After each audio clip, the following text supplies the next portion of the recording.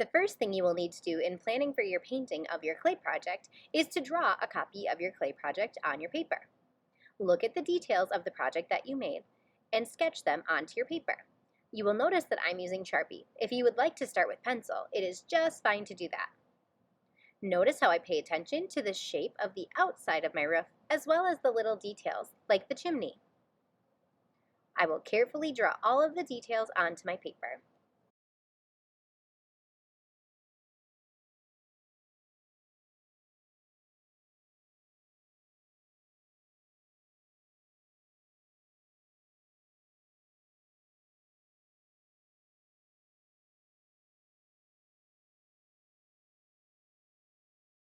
Now that I'm done adding the details of my clay project, I will set it off to the side so that it doesn't get broken.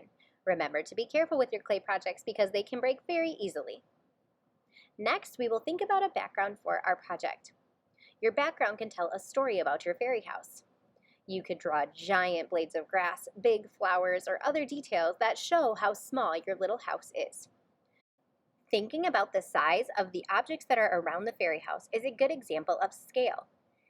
Drawing the flowers extra tall is a great way to let the viewer know that my house is extra small. I can also add details like bugs, but draw them bigger than they might normally appear in a piece of art. Think about what kind of a story your background can tell about your house.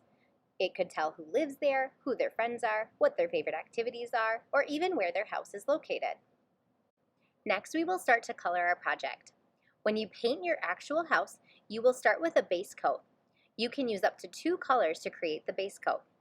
For example, if my roof is going to be red, I will paint my entire roof red to start off with.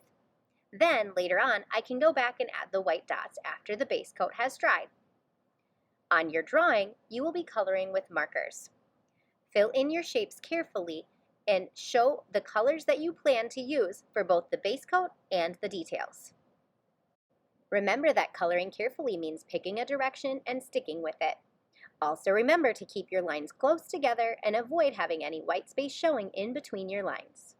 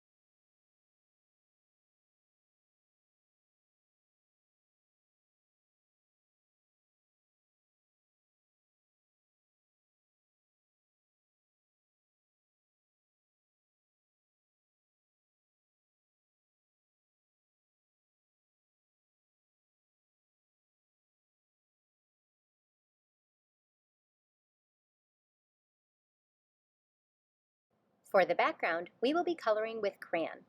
Coloring with crayon will help our markers stand out. When you are coloring with your crayons, remember that you can blend neighbor colors on the color wheel to get nice variations. Also remember that if you use light pressure, you will get light values.